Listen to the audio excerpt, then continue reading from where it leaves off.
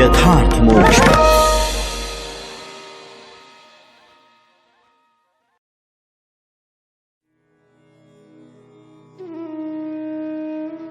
श्री सुखदेव जी कहते हैं, परीक्षित, भगवान श्री कृष्ण का यह अप्रिय भाषण सुनकर गोपियां उदास खिन्न हो गईं। उनकी आशा टूट गई। वे चिंता के अथाह एवं अपार समुद्र में डूबने उतराने लगी। उनके बिंबा फल के समान लाल लाल अधर शोक के कारण चलने वाली लंबी और गर्म सांस से सूख गए। उन्होंने अपने मुंह नीचे की ओर लटका लिए। वे पैर के नखों से धरती कुरेदने लगी। नेत्रों से दुख के आंसू बह बहकर काजल के साथ वक्ष स्थल पर पहुंचने और वहां लगी हुई केसर को धोने लगे। उनका हृदय दुख से इतना भर गया कि वे कुछ बोल न सकी, चुपचाप खड़ी रह गईं। गोपियों ने अपने प्यारे श्याम सुंदर के लिए सारी कामनाएं, सारे भोग छोड़ दिए थे। श्री कृष्ण में उनका अनन्य अनुराग, परम प्रेम था। जब उन्होंने अपने प्रियतम श्री कृष्ण की यह निष्ठुरता से भरी बात सुनी, जो बड़ी ही अप्रिय सी मालूम हो रही थी, तब उन्हें बड़ा दुख हुआ। आंखें रोते रोते लाल हो गईं, आंसुओं के मारे रूंध गईं। उन्होंने धीरज धारण करके अपनी आंखों के आंसू पोंछे और फिर प्रणय कोप के कारण वे गदगद वाणी से कहने लगी। गोपियों ने कहा, प्यारे श्री कृष्ण, तुम घट घट व्यापी हो, हमारे हृदय की बात जानते हो। तुम्हें इस प्रकार निष्ठुरता भरे वचन नहीं कहने चाहिए। हम सब कुछ छोड़कर केवल तुम्हारे चरणों में ही प्रेम करती हैं। इसमें संदेह नहीं कि तुम स्वतंत्र और हठीले हो। तुम पर हमारा कोई वश नहीं है। फिर भी तुम अपनी ओर से जैसे आदि पुरुष भगवान नारायण कृपा करके अपने मुमुक्षु भक्तों से प्रेम करते हैं, वैसे ही हमें स्वीकार कर लो। हमारा त्याग मत करो। प्यारे श्याम सुंदर, तुम सब धर्मों का रहस्य जानते हो। तुम्हारा यह कहना कि अपने पति, पुत्र और भाई बंधुओं की सेवा करना ही स्त्रियों का स्वधर्म है, अक्षरशः ठीक है। परंतु इस उपदेश के अनुसार हमें तुम्हारी ही सेवा करनी चाहिए, क्योंकि तुम ही सब उपदेशों के पद हो, साक्षात भगवान हो। तुम ही समस्त शरीरधारियों के सुहृद हो, आत्मा हो और परम प्रियतम हो। आत्मज्ञान में निपुण महापुरुष तुमसे ही प्रेम करते हैं, क्योंकि तुम नित्य प्रिय एवं अपने ही आत्मा हो। अनित्य एवं दुखद पति पुत्रादि से क्या प्रयोजन है? परमेश्वर, इसलिए हम पर प्रसन्न हो, कृपा करो कमल नयन। चिरकाल से तुम्हारे प्रति पाली पोसी आशा अभिलाषा की लहलहाती लता का छेदन मत करो। मनमोहन, अब तक हमारा चित्त घर के काम धंधों में लगता था, इसी से हमारे हाथ भी उनमें रमे हुए थे।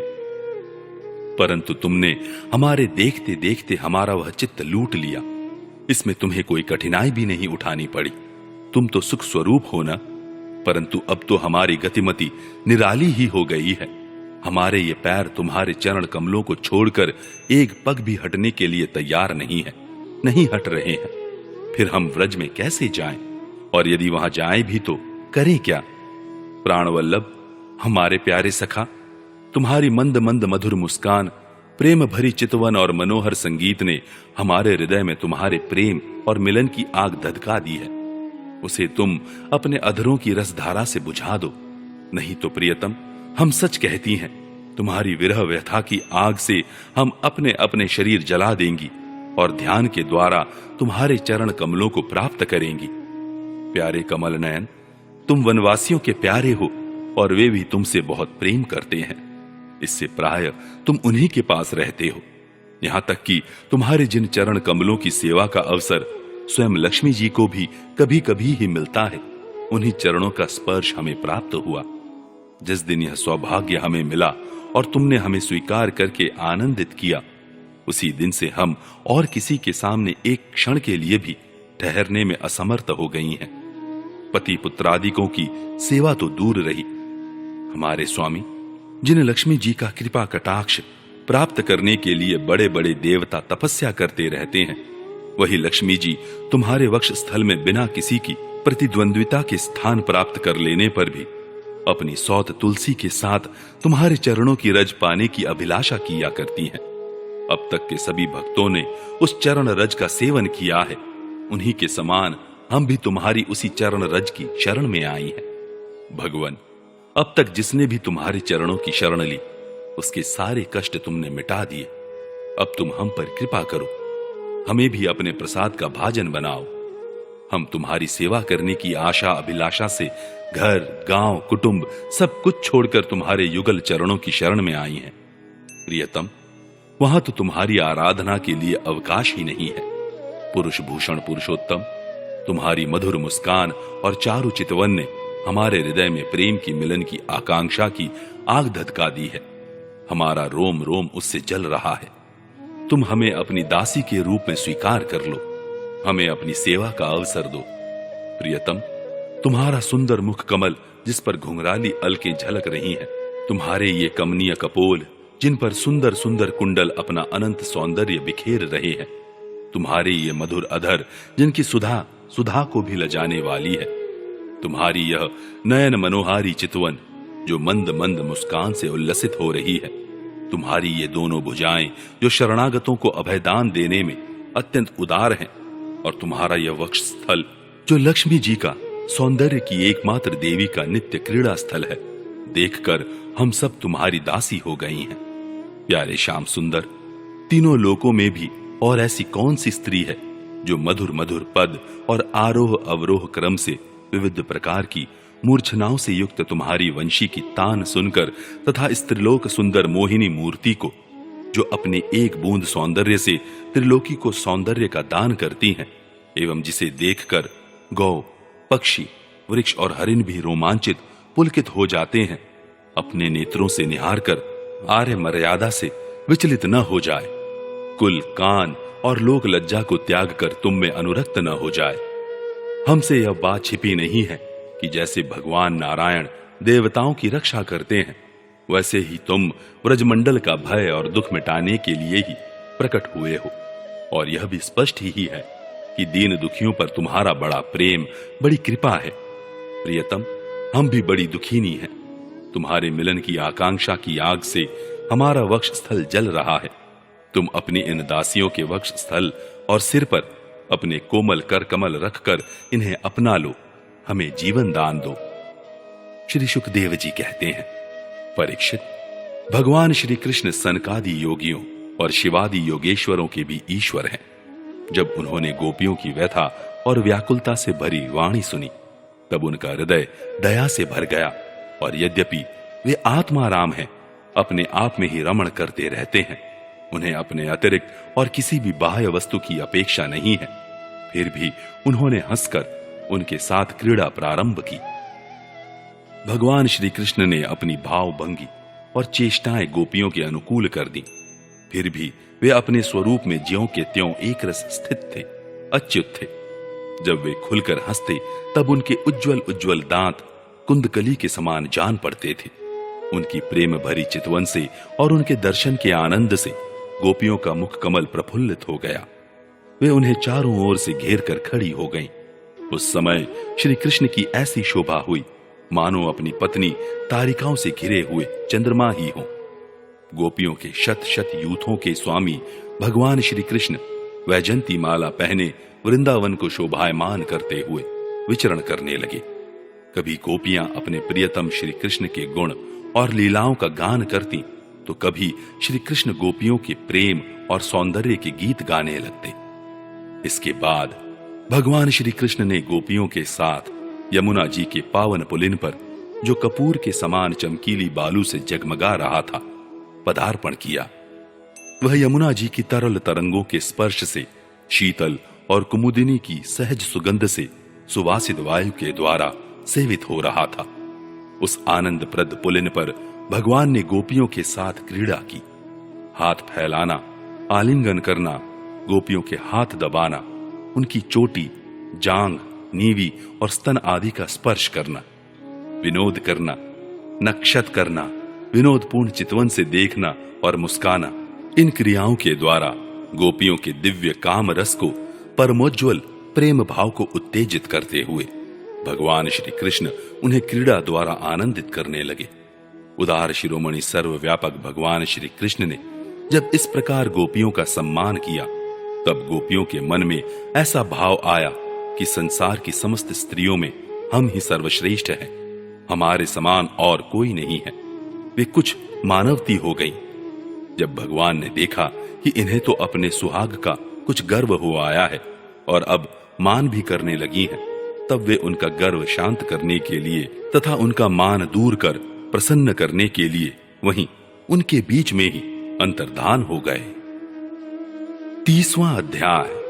श्री कृष्ण के विरह में गोपियों की दशा। श्री सुखदेव जी कहते हैं, परीक्षित, भगवान सहसा अंतर्धान हो गए। उन्हें न देखकर व्रज युवतियों की वैसी ही दशा हो गई जैसे यूथपति गजराज के बिना हथिनियों की होती है। उनका हृदय विरह की ज्वाला से जलने लगा। भगवान श्री कृष्ण की मदोन्मत गजराज की सी चाल, प्रेम भरी मुस्कान, विलास भरी चितवन, मनोरम प्रेमालाप, भिन्न भिन्न प्रकार की लीलाओं तथा श्रृंगार रस की भाव भंगियों ने उनके चित्त को चुरा लिया था। वे प्रेम की मतवाली गोपियां श्री कृष्णमय हो गईं और फिर श्री कृष्ण की विभिन्न चेष्टाओं का अनुकरण करने लगीं। अपने प्रियतम श्री कृष्ण की चाल ढाल, हास विलास और चितवन बोलन आदि में श्री कृष्ण की प्यारी गोपियां उनके समान ही बन गईं। उनके शरीर में भी वही गतिमति, वही भाव भंगी उतर आई। वे अपने को सर्वथा भूलकर श्री कृष्ण स्वरूप हो गईं और उन्हीं के लीला विलास का अनुकरण करती हुई मैं श्री कृष्ण ही हूं, इस प्रकार कहने लगी। वे सब परस्पर मिलकर ऊंचे स्वर से उन्हीं के गुणों का गान करने लगी और मतवाली होकर एक वन से दूसरे वन में, एक झाड़ी से दूसरी झाड़ी में जा जाकर श्री कृष्ण को ढूंढने लगी। परीक्षित, भगवान श्री कृष्ण कहीं दूर थोड़े ही गए थे। वे तो समस्त जड़ चेतन पदार्थों में तथा उनके बाहर भी आकाश के समान एक रस स्थित ही हैं। वे वहीं थे, उन्हीं में थे, परंतु उन्हें न देखकर गोपियां वनस्पतियों से, पेड़ पौधों से उनका पता पूछने लगी। हे पीपल, पाकर और बरगद, नंद नंदन श्याम सुंदर अपनी प्रेम भरी मुस्कान और चितवन से हमारा मन चुरा कर चले गए हैं। क्या तुम लोगों ने उन्हें देखा है?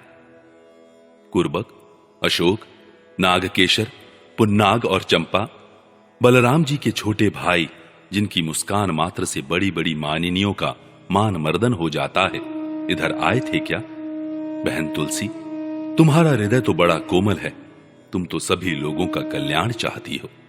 भगवान के चरणों में तुम्हारा प्रेम तो है ही, वे भी तुमसे बहुत प्यार करते हैं।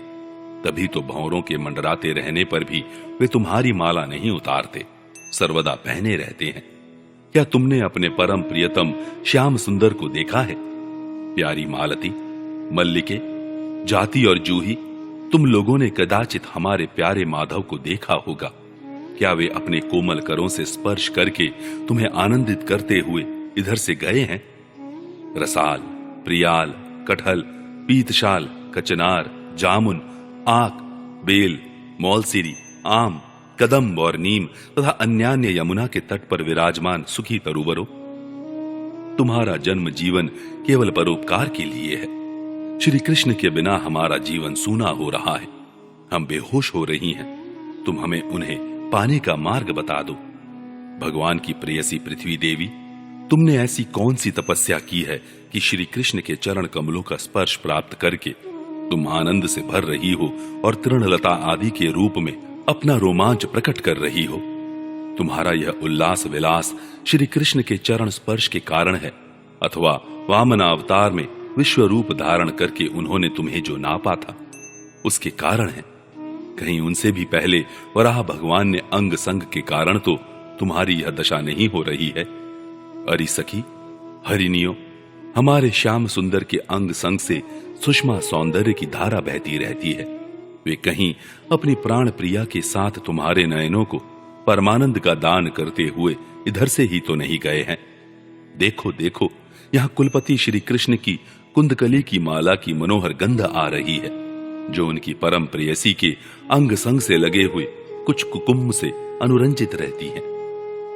तरुवरों, उनकी माला की तुलसी में ऐसी सुगंध है कि उसकी गंध के लोभी मतवाले भंवरे प्रत्येक क्षण उस पर मंडराते रहते हैं। उनके एक हाथ में लीला कमल होगा और दूसरा हाथ अपनी प्रेयसी के कंधे पर रखे होंगे। हमारे प्यारे श्याम सुंदर इधर से विचरते हुए अवश्य गए होंगे। जान पड़ता है तुम लोग उन्हें प्रणाम करने के लिए ही झुके हो, परंतु उन्होंने अपनी प्रेम भरी चितवन से भी तुम्हारी वंदना का अभिनंदन किया है या नहीं? अरे सखी, इन लताओं से पूछो, ये अपने पति वृक्षों को भुजपाश में बांधकर आलिंगन किए हुए हैं, इससे क्या हुआ? इनके शरीर में जो पुलक है, रोमांच है, वह तो भगवान के नखों के स्पर्श से ही है। अहो, इनका कैसा सौभाग्य है। परीक्षित, इस प्रकार मतवाली गोपियां प्रलाप करती हुई भगवान श्री कृष्ण को ढूंढते ढूंढते कातर हो रही थी। अब और भी गाढ़ आवेश हो जाने के कारण वे भगवानमय होकर भगवान की विभिन्न लीलाओं का अनुकरण करने लगी। एक पूतना बन गई तो दूसरी श्री कृष्ण बनकर उसका स्तन पीने लगी। कोई छकड़ा बन गई तो किसी ने बाल कृष्ण बनकर रोते हुए उसे पैर की ठोकर मारकर उलट दिया। कोई सखी बाल कृष्ण बनकर बैठ गई तो कोई तृणावर्त दैत्य का रूप धारण करके उसे हर ले गई। कोई गोपी पांव घसीट घसीट कर घुटनों के बल बकैया चलने लगी और उस समय उसके पाय जेब रुंझुन रुंझुन बोलने लगे। एक बनी कृष्ण तो दूसरी बनी बलराम और बहुत सी गोपियां ग्वाल बालों के रूप में हो गईं। एक गोपी बन गई वत्सासुर तो दूसरी बनी बकासुर। तब तो गोपियों ने अलग अलग श्री कृष्ण बनकर वत्सासुर और बकासुर बनी हुई गोपियों को मारने की लीला की।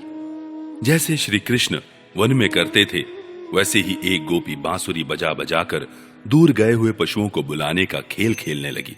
तब दूसरी गोपियां वाह वाह करके उसकी प्रशंसा करने लगी।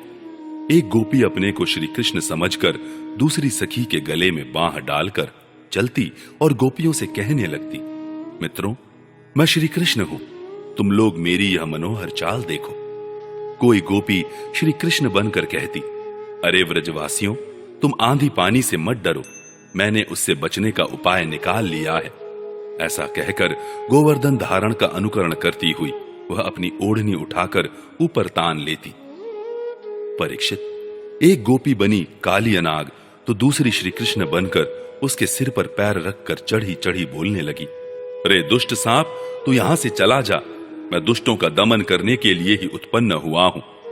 इतने में ही एक गोपी बोली, अरे ग्वालो, देखो वन में बड़ी भयंकर आग लगी है, तुम लोग जल्दी से जल्दी अपनी आंखें मूंद लो, मैं अनायास ही तुम लोगों की रक्षा कर लूंगा।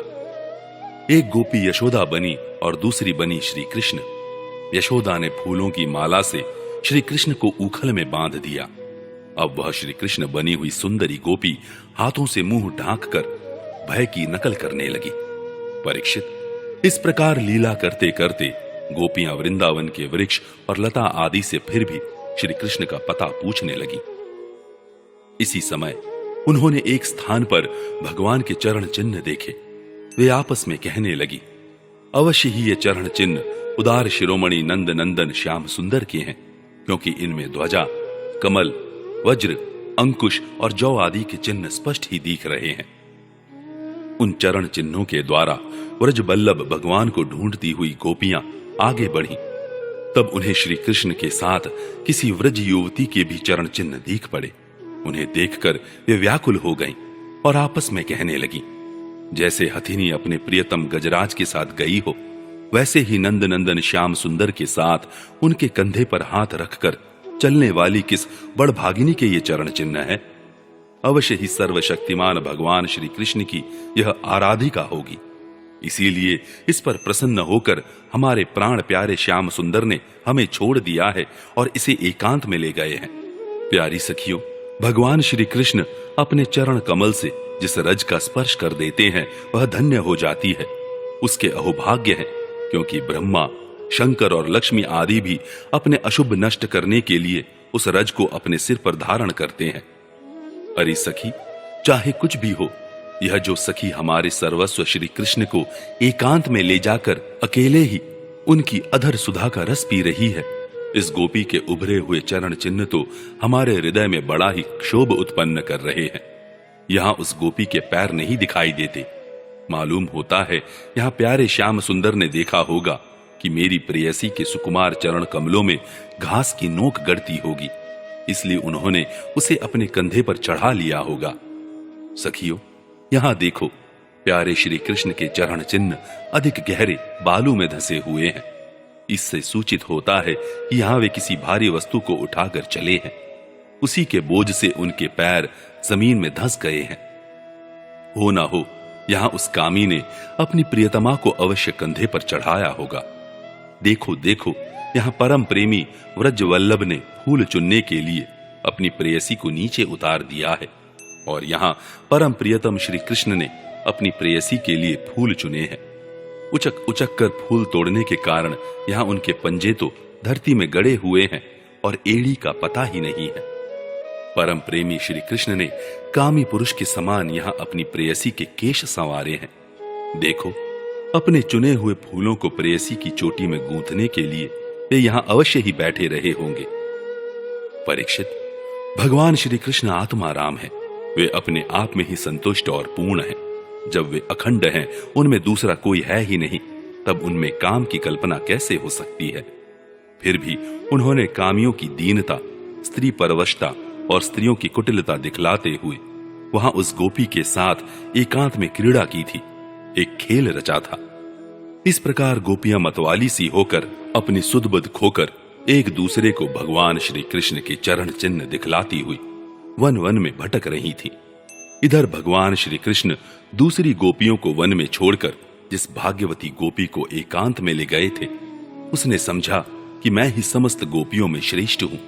इसीलिए तो हमारे प्यारे श्री कृष्ण दूसरी गोपियों को छोड़कर, जो उन्हें इतना चाहती हैं, केवल मेरा ही मान करते हैं, मुझे ही आदर दे रहे हैं। भगवान श्री कृष्ण ब्रह्मा और शंकर के भी शासक हैं। वह गोपी वन में जाकर अपने प्रेम और सौभाग्य के मद से मतवाली हो गई और उन्हें श्री कृष्ण से कहने लगी, प्यारे, मुझसे अब तो और नहीं चला जाता। मेरे सुकुमार पांव थक गए हैं। अब तुम जहां चलना चाहो मुझे अपने कंधे पर चढ़ाकर ले चलो। अपनी प्रियतमा की यह बात सुनकर श्याम सुंदर ने कहा, अच्छा प्यारी, तुम अब मेरे कंधे पर चढ़ लो। यह सुनकर वह गोपी ज्यों ही उनके कंधे पर चढ़ने लगी, त्यों ही श्री कृष्ण अंतर्धान हो गए और वह सौभाग्यवती गोपी रोने पछताने लगी। हा नाथ, हा रमण, हा प्रेष्ठ, हा महाभुज, तुम कहां हो, कहां हो? मेरे सखा, मैं तुम्हारी दीनहीन दासी हूं। शीघ्र ही मुझे अपने सानिध्य का अनुभव कराओ, मुझे दर्शन दो। परीक्षित, गोपियां भगवान के चरण चिन्हों के सहारे उनके जाने का मार्ग ढूंढती ढूंढती वहां जा पहुंची। थोड़ी देर से ही उन्होंने देखा कि उनकी सखी अपने प्रियतम के वियोग से दुखी होकर अचेत हो गई है। जब उन्होंने उसे जगाया, तब उसने भगवान श्री कृष्ण से उसे जो प्यार और सम्मान प्राप्त हुआ था वह उनको सुनाया।